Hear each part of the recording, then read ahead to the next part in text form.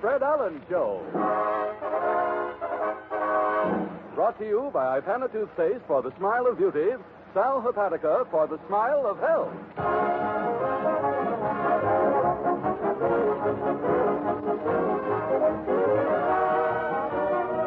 An hour of smiles with Fred Allen, folks. 3,600 seconds of fun and music. Fun with our star comedian, Fred Allen. With our guest, Jack Boyle, the cattle caster at Paramount Studios. Music with Peter Van Steeten, the Merrimack, and Betty Jane Rhodes. The time has come. It's the Fred Allen Show.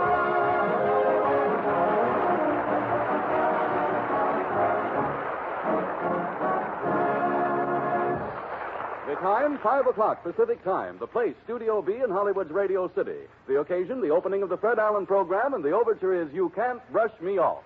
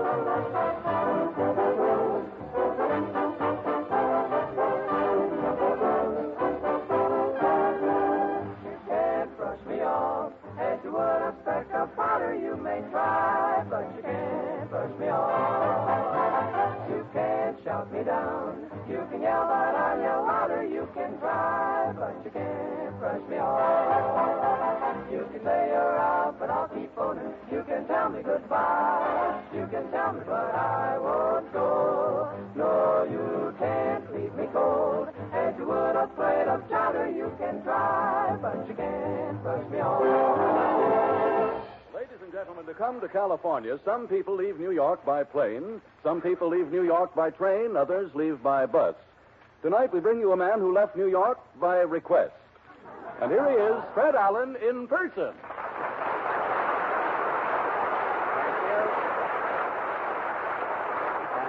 Thank you, and good evening, ladies and gentlemen. Well, here we are in Hollywood, Harry. How does it feel? Oh, wonderful, Fred. Say, it certainly seems good to wake up in the morning and find the sun out for a change. Yes, when we left New York last week, you could only see the sun by appointment. Yes. You had to send in 20 box tops or something, I forget. Say, what's wrong with your coat, Harry? Your coat. Right nothing, Fred. The lapel is gone, that's all. Moths? No, the lapel came off in a real estate agent's hand. He grabbed me as I was getting off the train. Say, you don't move around on the left. He's moving on... Yes, well, Peter's very nervous, you know. Oh, those musicians. Oh, that... There'll be plenty of dull spots coming up. You can walk around your nose now. Fine thing. Now we're 12 minutes late already. Well, what did you say, Harry? How did you lose your lapel? Well, I got off the train, and this fella grabbed me by the lapel right away, and I sort of jumped, and the lapel came off. You were lucky getting a tall real estate agent, Harry. I got a short one. Wait till I turn around. Look. Fred! What? Well, I can't help it, Harry. The man grabbed me by the base of the trousers. He was trying to sell me a country seat, he said. Well, you didn't take the seat, did you, Fred? The man beat me to it, Harry. Well, I was lucky my lapel came off and I was able to get away. Say, I'll say you were lucky, Herschel. I was pulled all over North Hollywood in reverse. Did you look at any property? No, Harry. The man had me by the seat of things. I wasn't facing anything he had for sale. I did see a couple of escrows flying. Fellas. Wait a minute. I didn't finish the... That's twice. Has the union got an old leader out there they don't want? Listen, I don't mind you walking on laughs and stepping on laughs when you start to kick them around. But the white pants have gone to his head. Why didn't you get the coat bleached, too, and come... Well, all right, you can... I did see a couple of escrows flying around. That was Pete. my line. Hi, fellas. Hi, Pete. Yes, for the second show. Did you fellas get a place to stop? Well, I'm all set at the hotel, Pete. I'm at the Hollywood Dewey. You mean the Hollywood Roosevelt, don't you, Harry? Well, I'm in the Republican wing. Oh, The lobby, hey? Have you got a nice view? Yes, across the street is the theater. Gone with the Wind is playing there. Oh, you've got southern exposure. That's swell, isn't it? Where are you living, Alan? Well, I've got a room over a bowling alley on Vine Street. It's a spare room they have. I bet you can hear a pin drop. You get it, Harry? Yeah, I get it, Pete. And you can have all of it, Harry, too. You can have my share. Oh, Pete, don't mind Fred. Where are you stopping? Oh, I'm living with friends, Harry. Friends? A band leader has no friends. Just critics and creditors. Oh, no. If it's any news to you, Stoop, I'm living with Phil Harris. Yeah? Well, where's Phil living? Phil's living with friends, Harry. Well, who are Phil's friends? How should I know? I'm living with Phil. He's living with them. You mean you haven't made any attempt to get acquainted with these other people? Not me. Why should I mess around with that riffraff? And since I seem to say... Now you can walk, you see. And since I feel the same... Since I feel the same way about riffraff, we leave you to rejoin the hoi polloi, Mr. Van Steven, and turn to the latest news of the week. Ipana News presents The World in Review.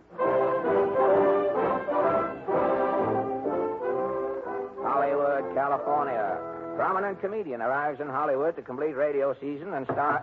Hey, Fred, hold it. So somebody's knocking. Knocking? Why, that's the second largest industry in Hollywood, Harry. Come in. Fred Allen? Yes, I'm Alan. My card. I'm from the Hollywood Chamber of Commerce. Yes? Mr. Allen, on behalf of the Hollywood Chamber of Commerce, I welcome you to Hollywood. The gateway to California, Hollywood. The heart of the world, Hollywood.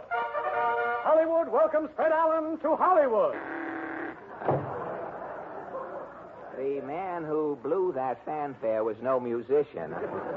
You're right, Allen. I'm a critic. How did he get in without opening the door the second time? Will you open the door once more to balance the script? Would you mind doing that? Thank you very much. As long as we want to come out even, no sense in coming out with a door opening left over, after all. Well, we'll get back to the newsreels. Ipana News presents The World in Review. Hollywood, California. Prominent comedian arrives in... Hold it a minute. Oh, what is this? Come in. Mr. Allen? Yes? I'm Mr. Trent, the official censor here at NBC. Yes? I was going to send you a memo, and then I thought, oh, shoot. Why waste the paper? I'll come myself.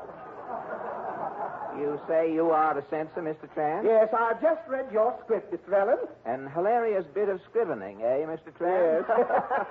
Yes. But... I knew it, but what? certain jokes have been overdone here in California. These jokes about California weather, they're out. But These jokes about Bing Crosby's horses, they're out. Oh, now, wait a minute. Bing's horses are used to finishing out of the money, but this is probably the first time they've ever finished out of the script. And these jokes here about Pomona, they're out. Say, tell me, what is Pomona? I bought those jokes from a California writer. Is Pomona a male kimono?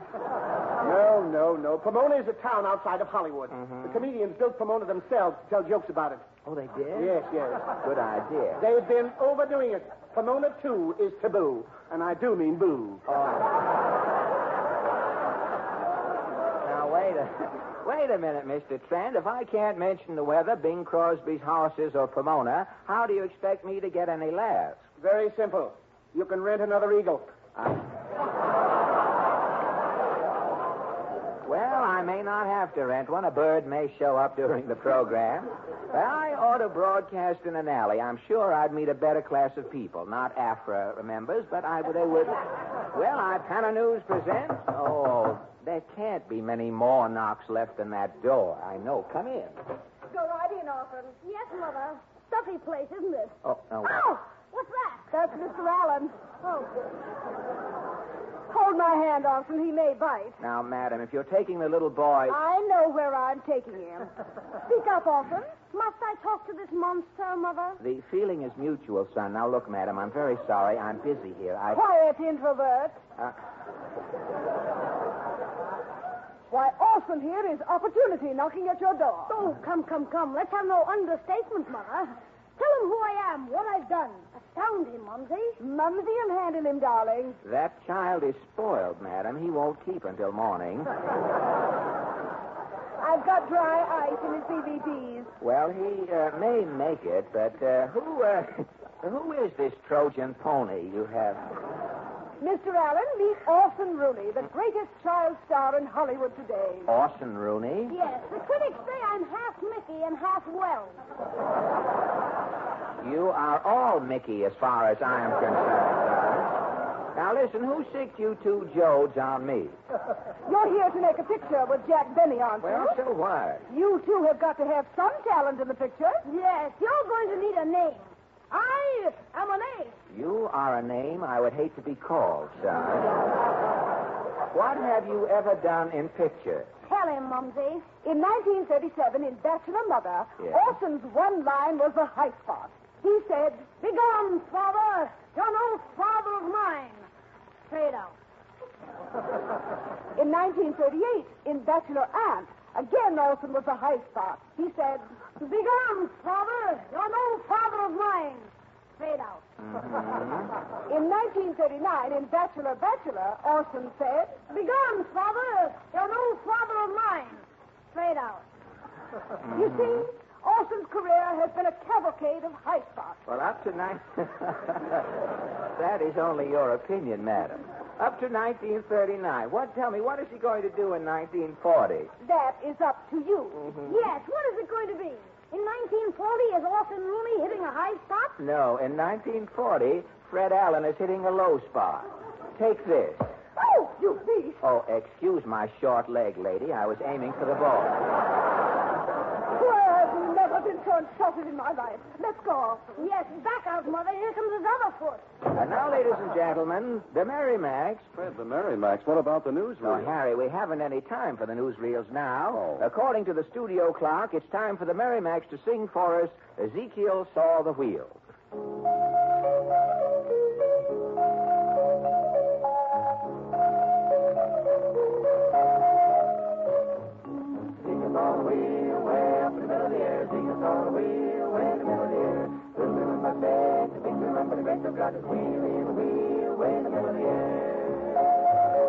Ezekiel saw the wheel way up in the middle of the air. Ezekiel saw the wheel way in the middle of the air. The little wheel run by faith, and the big wheel run by the grace of God. Is the wheel in the wheel way in the middle of the air. Let me tell you what a hypocrite will do. Way in the middle of the air. We'll talk about me and we'll talk about you. Way in the middle of the air. Some go to church for to sing and shout. Hallelujah. You bought 6 months, they're all turned off. Way in the middle of the air. One of the days about 12 o'clock. Way in the middle of the air. And if the world is gonna really rock. Way in the middle of the air. Way in the middle of the air. Ezekiel saw the wheel way up in the middle of the air. Ezekiel saw the wheel way in the middle of the air. Little wheel went by big, the big wheel went by great, got his wheel way in the middle of the air. Little wheel went by big, the big wheel went by great, got his wheel in a wheel way up in the middle of the air.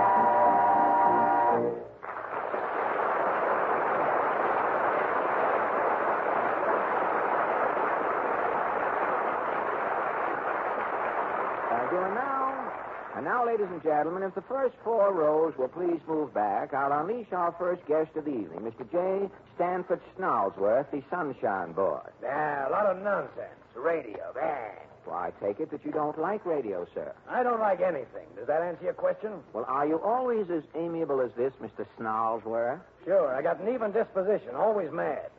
I bark at dogs and even make faces at babies. Well, I bet that makes you very popular with the women. Women, they're a plague. There's my wife. She always used to greet me at the breakfast table with one of those cheery smiles. Well, I soon put a stop to that. I hate everybody. I even hate myself for being so grouchy. Well, have you any idea what makes you so easy to get along with, Mr. Snarlsworth? Of course not. If I had, I wouldn't be this way, would I? Well, then maybe Harry Von Zell might be able to help you out. You think you can, Harry? Well, Fred, I'm afraid not. His sounds like rather an advanced case. But I can help anyone who has an ordinary grouch because he feels sluggish, headachy, and under the weather. I can help those people by suggesting that they take Sal Hepatica. For Sal Hepatica speedily helps you feel your best again. That's easy to understand, too, because this famous saline acts quickly in two ways. First, as a laxative, Sal Hepatica is speedy, yet exceptionally gentle. Second, Sal Hepatica also helps counteract excess gastric acidity, which chases that sickish feeling fast. That is why so many physicians recommend Sal Hepatica, and why millions of people have found it to be an ideal laxative. So get a bottle of Sal Hepatica from your druggist, and simply put 2 teaspoonfuls in a glass of water and drink it. Soon, head clearing, pep returning, you begin to feel like your old self again when you take Sal Hepatica for a faster comeback.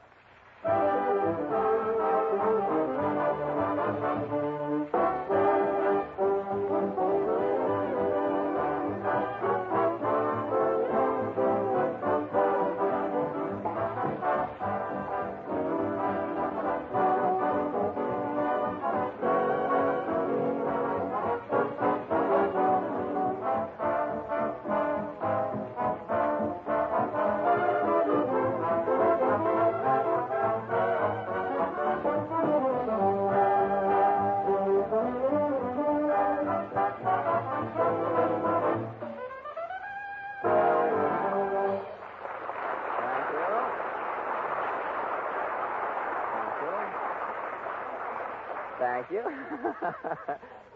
Mr. Van Steeden bowing. He wants to see if his dandruff will come out, I guess.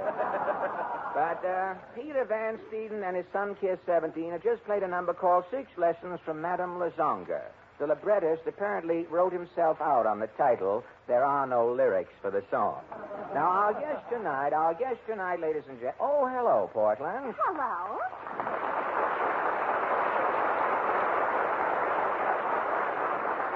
Well, are you enjoying life here in Hollywood? I'll say. Mama's been taking me around all the studios trying to get me into pictures. No kidding. Yes. Mama said I used to look like Shirley Temple before Shirley Temple looked like Shirley Temple. She did, really?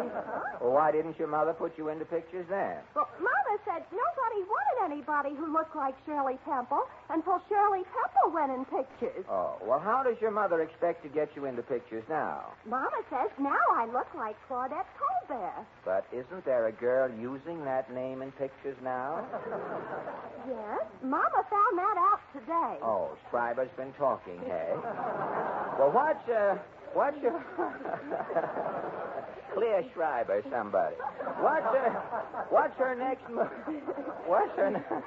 What's your mother's next move? Mama says if I live long enough, I'll look like May Rosen. So? So, I've still got one more chance. Gosh, I nearly blew that line so I can do it from memory. I have a short memory, and it's a short routine. But personally, Portland, I think your mother is semi-askew mentally.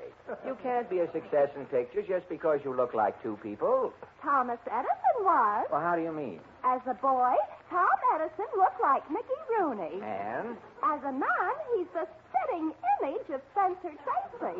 Yes, Edison was sure lucky. He's the only famous man who lived that didn't look like Don Amici.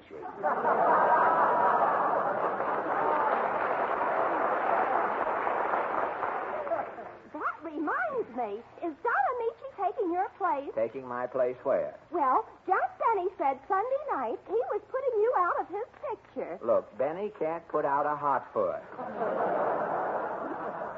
Benny can't even get into Paramount today unless Rochester's with him.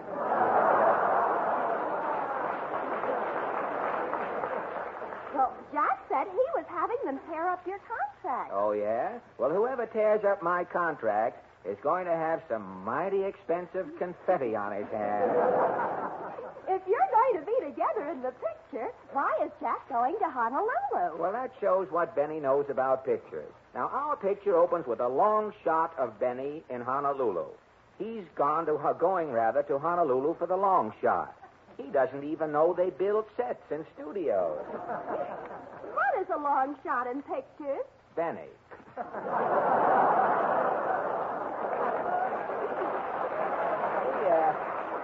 He hasn't been in Dennis Day is clapping under protest. You know what happens, Dennis? You're through as of that last decibel disturbance there. But enough about Benny, Big Baby Sandy, as we call him around North Roxbury. Tell me, who is our guest tonight? He's the man who cast all the horses and cattle used in Paramount pictures. Oh, he's a cattle caster, hey? That's right. Mr. Allen, meet Jack Boyle. Well, good evening, Mr. Boyle. Good evening, Mr. Fred. Allen, yes. Yeah? There are different doors in the studio. I mean, this is the Allen program, Mr. Boyle, in case it comes up later. Well, good. Portland tells me, Mr. Boyle, you know, people with all these doors walk in and get on the wrong program, you know, and then wonder why they're not paid off in later life. Portland tells me, Mr. Boyle, that you are a prairie talent scout for Paramount. That's right, Fred. I've been supplying Paramount pictures with horses and cattle for 16 years. Well, yours is certainly an unusual profession, Mr. Boyle. How did you happen to take up this career as a stockyard salesman? Well, Fred, I started out in 1923 as a cowboy actor. I soon saved enough money, so I went into this business. Oh, you mean you preferred renting animals to being a movie actor, Mr. Boyle? It's a lot safer, Fred. Wait a minute. Was Mr. Boyle's throat cleared before we went on? If it was, you won't have to bother with it again. Well, did you say it's a lot safer? The horse never becomes box office poison. Oh, how right you are. Well, tell me, Mr. Boyle, for what big pictures have you cast the cattle? Well, there was Wells Fargo, The Plainsman, Bojas, Union Pacific, and I just finished working on a new Cecil B. Mid-the-Mill picture, Northwest Mounted Police. I supplied almost 1,000 horses. 1,000 horses. Well, isn't it rather complicated being the manager of so many equine thespians, Mr. Boyle? Well, how do you mean, Fred? Well, for instance, how does a horse's agent collect his commission? Now, after an equine player has done a day's work, you, as his agent, can't stick your head in the horse's feed bag and eat 10% of his oats. Or can you? Not exactly, Fred. I'm paid by the company according to the work the horses do. So you mean different horses have different salaries? Well, that's right. An ordinary movie horse gets $5 a day, but a trained horse gets $100 a week. Well, that ain't hay, is it? But I guess the horse wishes it was. But tell me, does preparing we'll wait. I mean, if anything... Just give us a signal. Always happy to oblige. But But tell me, Mr. Boyle, does preparing horses for camera duty present any special problems? Yes, horses are the same as movie stars, Fred. They require makeup. Mm-hmm. They have doubles and stand-ins, and some of them even go Hollywood and try to steal scenes. You have horse hams, too, do you? Well, tell me, how do you make horses up?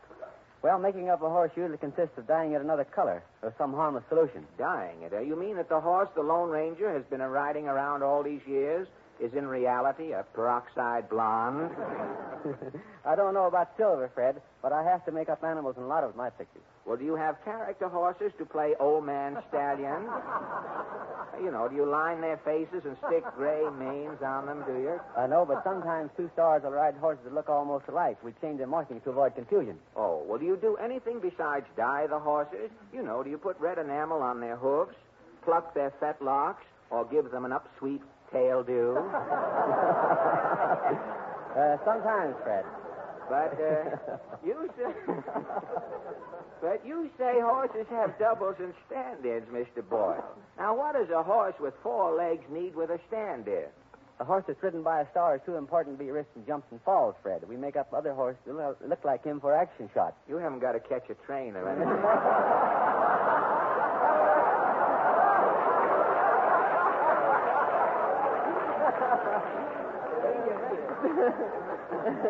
You make up this isn't a quickie we're making. We got time. We got 35 minutes yet. Did you say you make up another horse to look like the stars horses for action shots? There's more to this horse business, I can see, than meets the eye. Now tell me, what about cattle?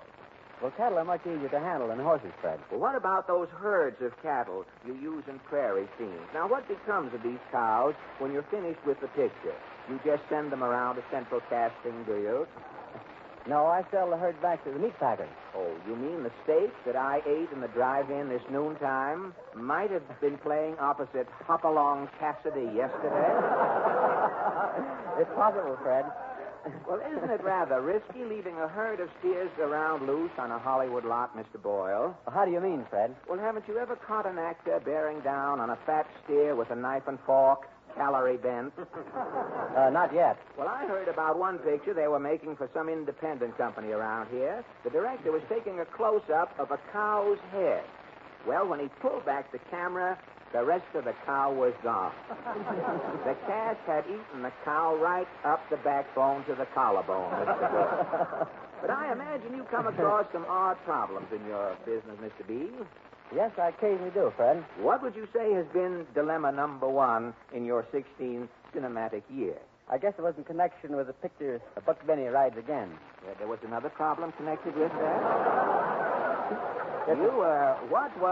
What was your problem? It was keeping Jack Benny on his horse. Aha. Now we are getting someplace. Confidentially, Mr. Boyle, how did you keep Benny in the saddle? Did you use new skins?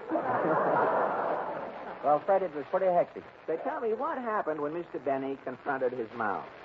Well, Mr. Benny looked at the horse, and the horse looked at Mr. Benny. Then the horse started to walk off the set. Yes, there are some things even a horse won't stand for.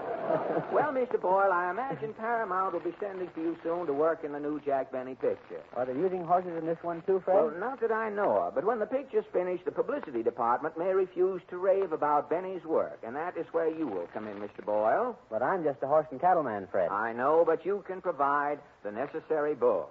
Oh, I get it. Good night. Good night, and thank you, Mr. Jack Boyle.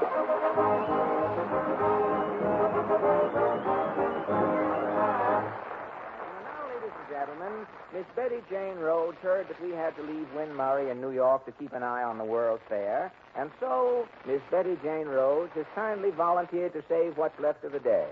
Her song, Exactly Like You.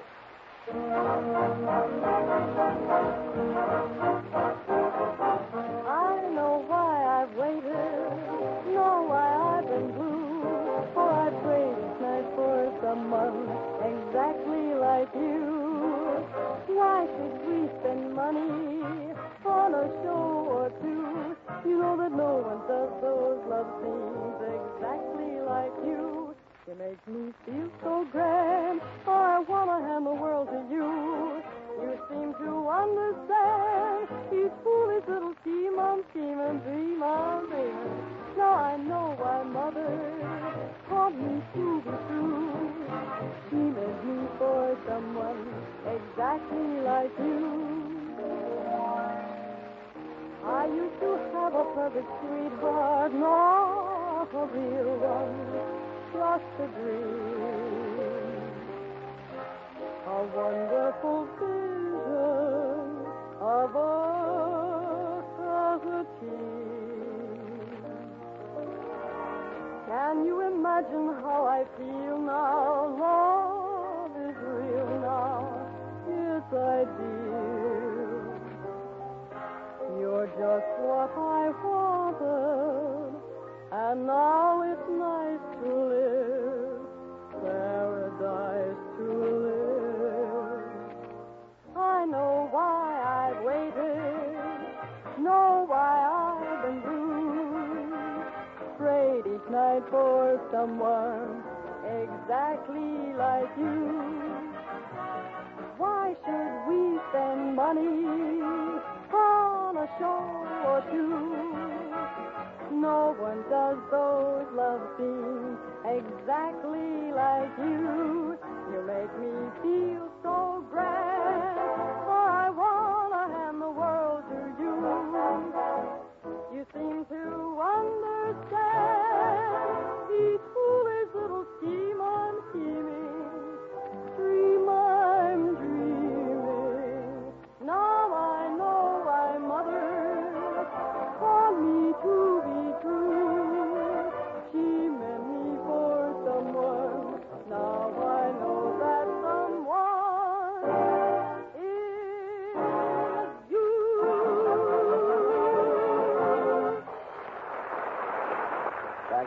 and gentlemen, the radio and the newspapers and magazines are so full of contests lately that I'm sure you'll all be interested in our next guest. One Mr. Joseph Dokes, habitual contest winner. Mr. Dokes. Good evening, Mr. Allen and fellow contestants. Thank you. Is it true, Mr. Dokes, that during the past week you have won a telescope, a honey bear, and a set of dishes in contest? That's correct, Mr. Allen. Well, I understand you won the telescope in a contest sponsored by the I Spy Eyeglass Company. Now, would you mind telling us what your entry was? No, indeed. My entry was, I like I Spy glasses because they are the best. Well, that was certainly a bullseye. Now, about the honey bear. That contest was sponsored by Prometheus's Pretty Pretzels, wasn't it? Yes, sir. And my prize-winning slogan for that was, I like Prometheus's Pretty Pretzels because they are the best. Oh, you're certainly so consistent, aren't you? Now, if the makers of Sal Hepatica were to run a contest... I'd say, I like Sal Hepatica because it is the best. Punch, you might. But why would you say it is the best? Well, I don't know. Well, if you don't know, then you couldn't find a better man to tell you than Harry Von Zell. Harry, please. Well, Sal Hepatica is ideal to take when you feel sluggish, headachy, and need a laxative, because this famous sparkling saline gives you a faster comeback. In the first place, as a laxative, Sal Hepatica is quick-acting, yet very gentle. In the second place, Sal Hepatica also helps counteract excess gastric acidity, which chases that sickish feeling fast. So, ladies and gentlemen, get a bottle of Sal Hepatica from your druggist and simply put 2 teaspoonfuls in a glass of water and drink it. See how soon you feel more alert, alive, more like your old self again when you take gentle, quick-acting Sal Hepatica.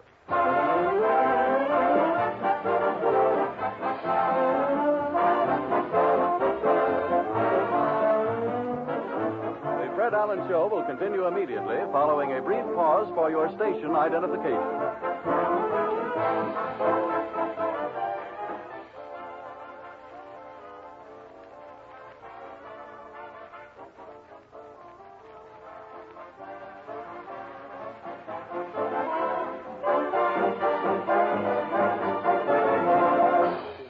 And now, ladies and gentlemen, the question of the week. This is Mr. and Mrs. Average Man's Round Table, where 3 persons selected from our studio audience are invited to give their opinions on a question that concerns some prominent issue of the day. These little sessions are entirely unrehearsed.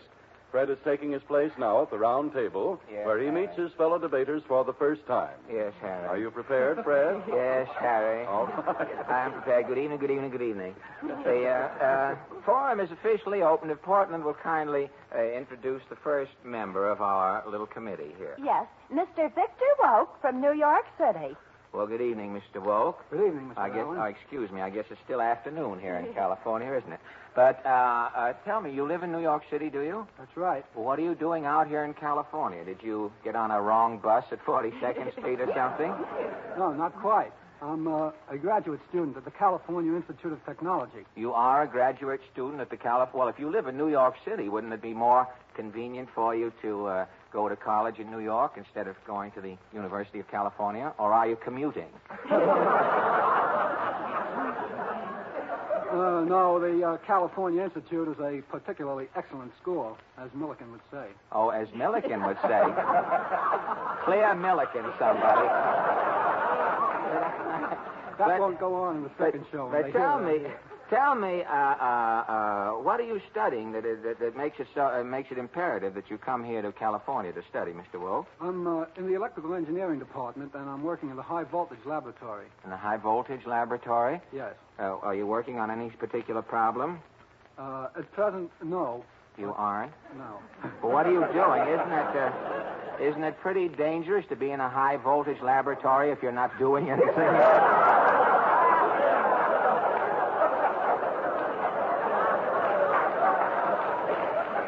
Well, you are. You're working on some problems, aren't you? Well, we're getting ready to attack some new problem now, but we're not working on it. I see. Well, I can think of a lot of other places I would rather hang around than a high-voltage laboratory. Well, thank you a lot, Mr. Woke. And now, Portland. Miss Sylvia Lewis from Hollywood, California. Oh, good evening, Miss Lewis. Good evening, Mr. Allen. May I ask, you work here? Are you in business here in Hollywood, are you? Yes, I work as a secretary to motion picture people. A private secretary, are you? Private secretary. Oh, I see. You're just one private secretary, huh? You're not a chain store. I mean, you're not a company or anything As a matter like of fact, almost.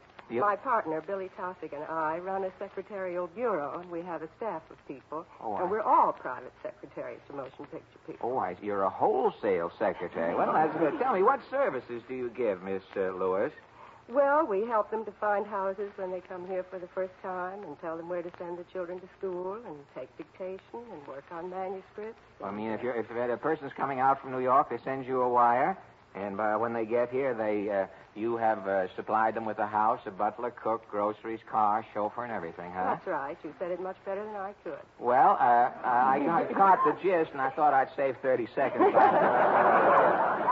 But tell me, if people come here, suppose I came here with a cat and you rented a house for me, could you arrange to have a mouse run through on the half hour? Give the cat a little workout? That would be easy. There are lots of them in Hollywood. Well, Miss Lewis. Thank you. And now, Portland. Mr. Jim Kelso from New York City. Mr. Kelso, may I ask your racket or... I'm a movie actor, Mr. Allen. A movie actor, celluloid bait, are you? Do you agree with Mr. Boyle's argument, Mr. Kelso, that horses have a longer life in pictures than actors? Do you agree with Mr. Boyle, who just said in his interview? Yes, I do. You do, really? If you had it all over again, to do all over, would you rather be a horse, Mr. Much rather. You would, really? Well, that, you could give your agent hydrophobia. Well, that brings us to our question. Tonight we consider a problem that is causing grave concern in many of our cities throughout the country at the present time. It is the automobile driver. Now, as we know, an automobile doesn't become a party to an accident of its own accord. The automobile is driven to it. Driver's licenses are required. Driver's licenses are issued to applicants who pass physical and driving tests. Mental tests are not required. Now, our question tonight is, should motorists, in addition to passing eye tests, physical tests, and driving tests, be required to pass an intelligence test? Now, how do you feel about the intelligence test, Mr. Wolf? Well, yes, I think that might be a very good idea. Very often, problems arise that are not purely mechanical, and you think a person who would pass an intelligence test would be able to function quicker to his own advantage and with better results than a person who had not passed intelligence? Probably. Well, now, wait a minute. I don't know whether you're right or not. Now, tell me, don't you think that a healthy truck driver would have better coordination than a neurotic college professor driving along under the same circumstances? Huh? Well, there's something on both sides. Now, you are for the intelligence test. Am I right? All right. Thank you, Mr. Woke. And now, Miss Lewis, how do you feel about the intelligence test? I'm absolutely opposed to it. You are opposed to it? Yes. Why, may I ask? Because... You think it will eliminate all women drivers?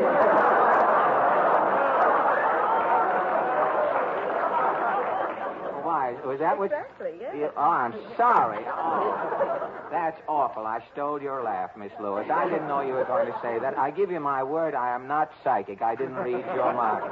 Without my glasses, I can't read anything. Well, thank you. You are opposed to it. Only on that ground? Mm-hmm. I think women are very intelligent, and therefore, supposedly, they're bad drivers. Of course, I'm a very bad driver, so I'm inclined to think the rest of them are. Well, you can't judge all women by your own driving proclivities, Miss Lewis. But you are against it. All right, Mr. Kelso, how do you feel about the intelligence test? I'm in favor of it also. You are also in favor of the intelligence test. You think we would have a better class of drivers rampant on the streets?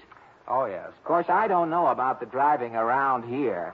I see people at the wheel as they go by. Apparently, they don't know whether they're driving a car or operating a surfboard.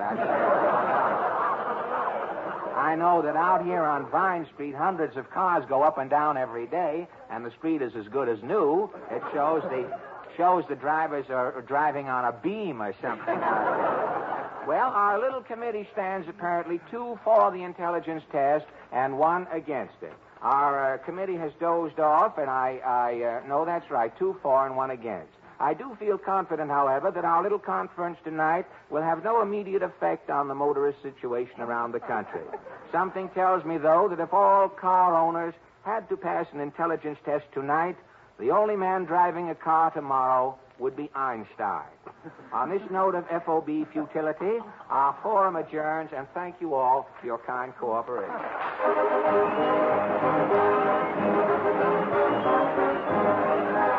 Thank you. And now, ladies and gentlemen, the Merrimacs, who are a little nervous. Harry didn't introduce the Merrimacs. Ladies and gentlemen, these are the Merrimacs over on your right. This is their first trip to Hollywood, and I know you'll be glad to hear their version of Take Your Girlie to the Movies. Take your girlie to the movies if you can't make love at home. There's no little brother there who always squeals. You can say an awful lot in 7 years. Take your lessons at the movies and have love scenes of your own. Time to leave. Don't forget to brush the powder off your sleeve.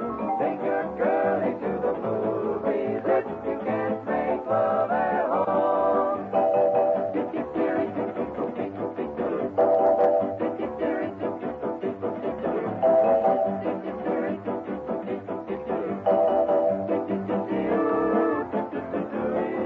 Take your girlie to the movies if you can't make love at home.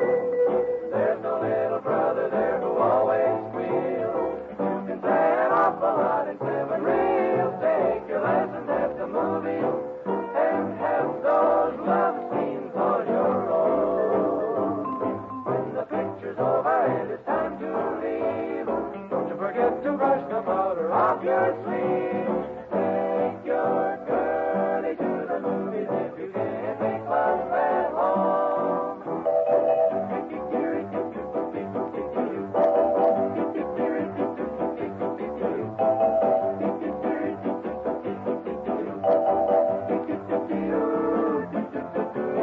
When the picture's over and it's time to leave, don't forget to brush the powder off your sleeve. Take your girlie to the movies if you can't make love at home.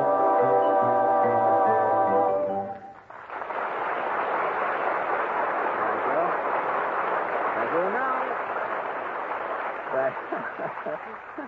Thank you, ladies and gentlemen. In the words of the immortal... Pardonnez-moi, Monsieur Emile, you are Fred Allen. Well, that would depend. Are you from the finance company, sir? Fine, mais non, je suis... That is to say, I am the proprietor of the restaurant Chapeau Bruin.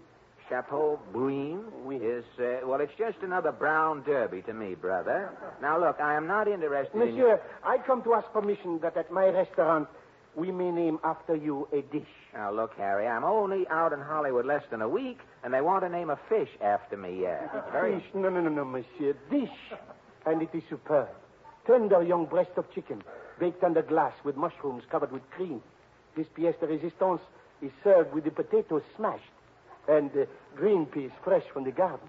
And you want to call that the Allen Bloom plate, eh? Oui. Well, it's all right with me. It sounds like quite a tempting tidbit, doesn't it, Harry? Yes, certainly does, Fred. But there's one important thing you ought to remember about that dish. Well, what's that? Well, all the foods in it are soft and creamy and well cooked. Well, what about it? They taste good, don't they? Oh, certainly, Fred. But like so many of the foods we eat nowadays, you know, they deprive our gums of the exercise they need to keep them firm and healthy. As a result, gums often become soft and tender and more susceptible to trouble. And that, ladies and gentlemen, is one of the biggest reasons for the steadily increasing popularity of Ipana toothpaste. For when used with massage, Ipana helps give our gums the stimulation they need for firmness and health. When you realize, in addition to that Ipana and massage also gives you cleaner, brighter teeth, then you can readily understand this outstanding tribute to its merits. In a 1940 national survey conducted among thousands of dentists all over America, it was found that twice as many dentists personally use Ipana as any other dental preparation, paste, powder, or liquid. In fact, more than the next 3 dentifrices combined. Well, ladies and gentlemen, make their choice your choice. Start now to use Ipana toothpaste.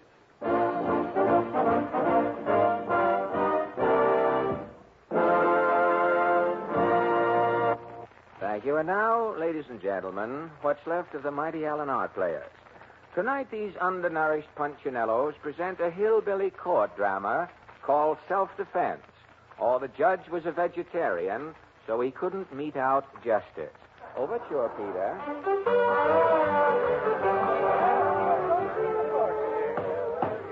Nice robes, His Honor, Judge Allen. Order in the court, order in the court. You in the corner, order in the court. First case, Sheriff. First case is strolling troubadours. Charge is disturbing the peace. Quiet, please.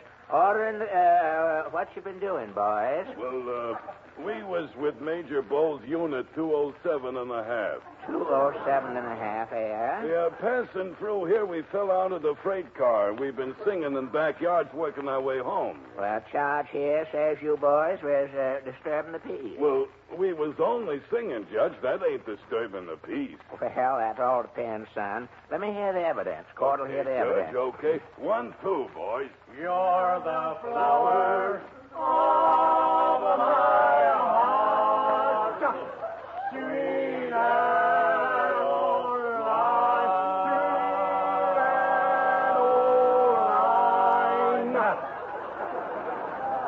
Well, what's your verdict, Judge? That's 30 days. Wait, my records are twisted here. Next case. People versus Hosey Spunk.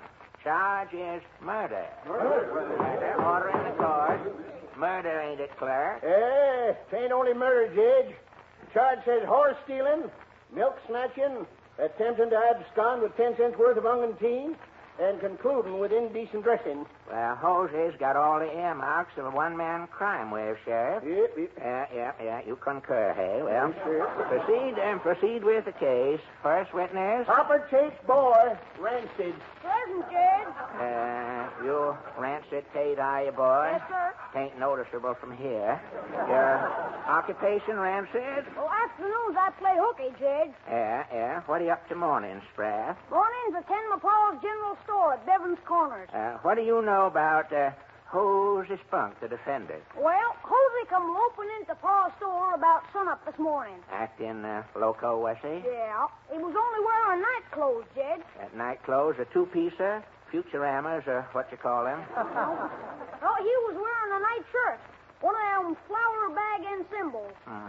Said Pillsbury on the back. Yeah. What's a man shopping for in his bed gear, son? Hosey was a hooting and a hollering, Jed. Said he had to have 10 cents worth of ungantine in a hurry. Yeah? Where was Hosey Bird? He said I was too young to know. Yeah. Claimed he just rid 20 miles on horseback. I could take it up from there. Well, did you catch on, Rancid? I knowed he was spine-scorched, Jed. I let out a woohoo, and the sheriff comes tearing in. Yeah, stand down, son. Help him down, Sheriff. Yep. It was like Rancid says, Jed. I'd come streaking in, and Hosey was there looking like low man in a strip poker game. Yeah. You give him a taste of the law, did you? I certainly did. Pulled my gun and I says, look here. Hosey Spunk, you're going to the clink. Yeah, locked him up, eh? Yep. Hosey kept dancing in his cell, yelling for ungantine. Yell for anything else, did he? Just food, Judge. Lord, I never seen a man so hungry in all of my born days. He was snapping at the gravy matting in my whiskers. It was.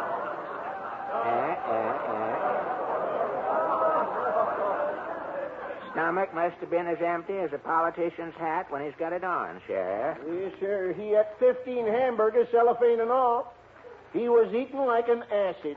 Lord, prisoner that hungry to eat the town into a higher tax rate. Yes, I was fixing to turn him loose, Judge, but just before noon I got word that Roof Tully had been found dead, so I held Hosey for murder. Roof Tully? What was Roof to Hosey? Hosey was Roof's hired man. Oh. Yes, sir. They run a small truck farm together. Well, this is getting gripping, Sheriff, but you ain't proved nothing. Yeah, wait a minute now. I'm closing in on him, Jim. Well, it don't seem like low men needing 10 cents worth of ungantine and a gross of hamburgers to have time to stop for a killing, Sheriff. My next witness will show the connection. Well, we'll see. Okie beeby dokey. Mrs. Watson, take the stand. Mrs. Watson. I'm coming, Judge, and I'm telling you I'm a wreck. Well, you're starting off telling the truth. What happened? Well, my husband and me has the next farm to Ruth and Jose. You have next farm, eh? There you are. What do you know about this murder, Mrs.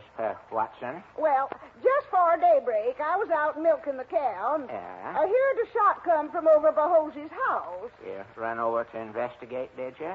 No, I was milking, Judge. I had my hands full. Yeah, and two left over.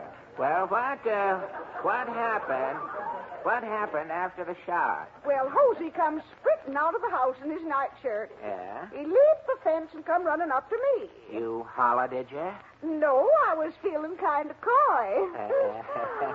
I says, folks can catch cold going out with no hats on, Mr. Spunk. You're a card. Must have you over sometime. Well, what do you say to that? Nothing, Jed. Jose was all excited. He climbed under my cow and drained her in 4 swallers. Wipe his mouth with her tail, did he? Nope, dried his lips on her flank. Well, then what? Well, without so much as a good day to you, Mrs. Watson, Jose jumped on my husband's horse and galloped off towards town. You followed, did you? Not me, Jed. He was riding like the wind. Lord, the back of that nightshirt was sticking out like a dashboard, Jed. For sakes almighty. Long about then, my husband, Hank, come running out. He seen the man riding out the yard in his nightshirt, and he fired 2 shots at him. Then? Then he fired 2 shots at me. Well, I hid in a churn till Hank cooled off. Then, after I scraped the butter off me, I told him the facts. I see. Well, stand down. Well, he didn't believe I know. me, Stand Papa. down, Mrs. Watson. Hank Watson? Judge. This yon gospel, your wife hearing that shot? Yep, I went over to Ruth's to check up on it, and sure enough, Ruth was deader than a bull at a barbecue. Now, assuming Hosey done the shooting, what'd be his motive, Hank? Well, 'twarn't money, Judge. Them two was as poor as Richard's almanac. Well, they run a farm, didn't they? Well, they couldn't raise nothing but weeds, Judge. Crows was flying over the place with their claws over their eyes. Couldn't stand to look at it. Didn't they have no cattle? Some cattle. They used to have a cow, but it got so bony it looked like a Venetian blind with skin on it. No horse? The horse got so weak he couldn't stand on its legs. Used to creep around the field on his stomach.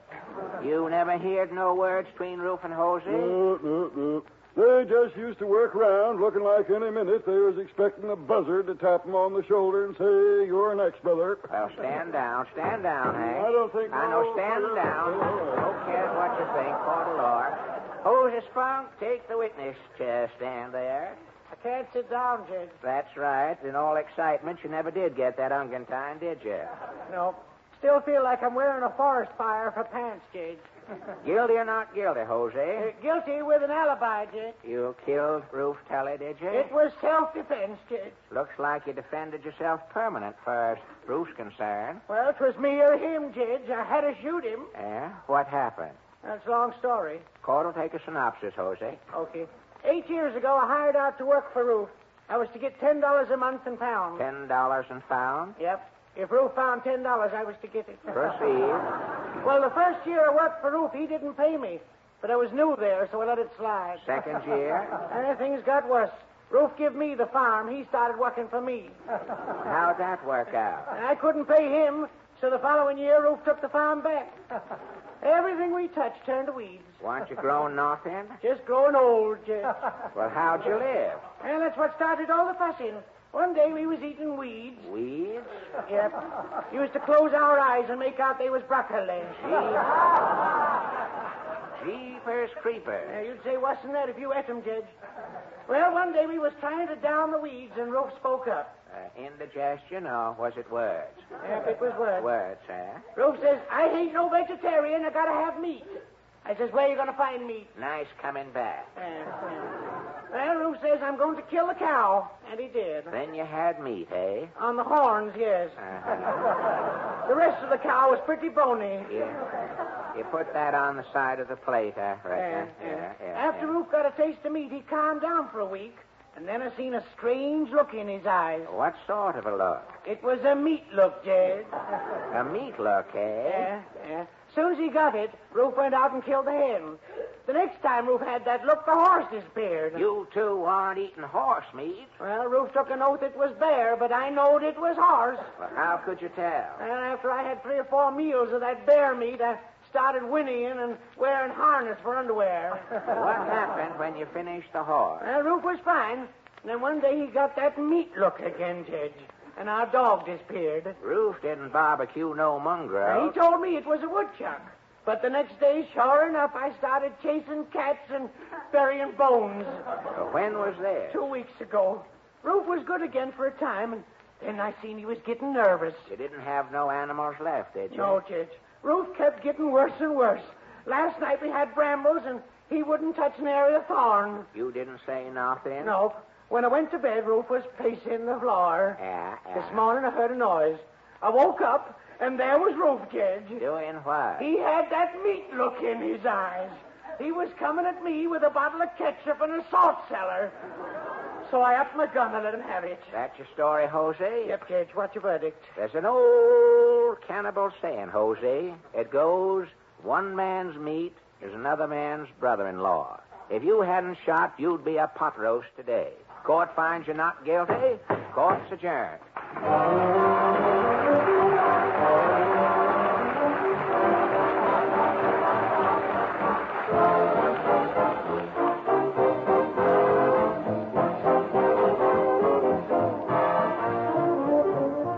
This is the time of year, ladies and gentlemen, when graduating classes concern themselves with such pertinent issues as who is the best student or the finest athlete and so forth. And so tonight we follow through with our own elections. And after a careful count, we are very happy to report as follows. First, the one most likely to succeed. Ipana toothpaste. Yes, ladies and gentlemen, that is the natural choice.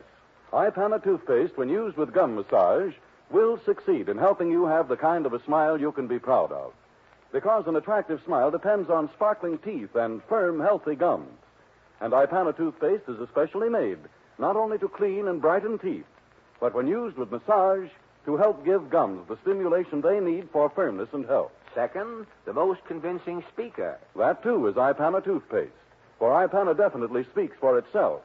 The very first time you brush your teeth with Ipana, massage a little extra Ipana on your gums and notice the remarkable difference. Notice that pleasant tingling sensation as circulation speeds up and lazy gums start to waken. Finally, the most popular member of the class. And again, the winner is Ipana toothpaste. For so many people step up to their drug counters and ask for Ipana that it has become the largest selling toothpaste in America. Make up your mind right now to stop at your drugstore for an economical tube of Ipana and help yourself to healthier gums, brighter teeth, and the kind of a smile that wins friends and keeps them. With Ipana toothpaste.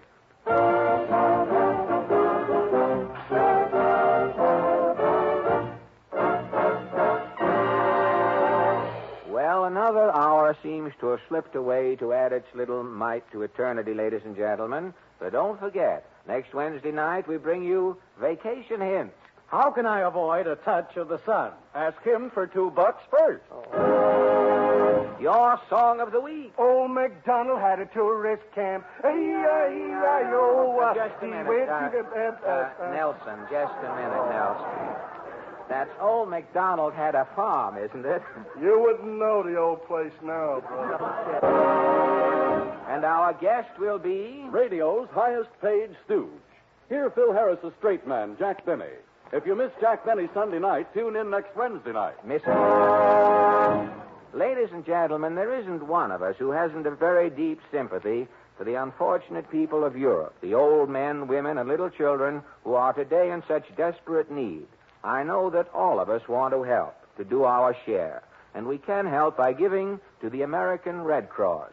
Thankful that we're able to give, grateful that we're living in a country where we can answer this call for assistance.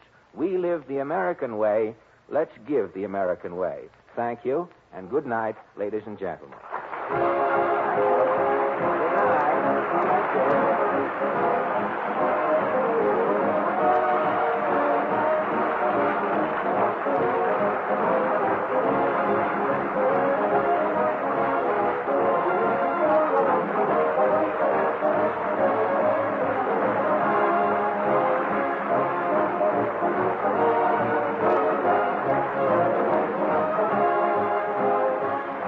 Can't Brush Me Off is from Louisiana Purchase. This is the National Broadcasting Company.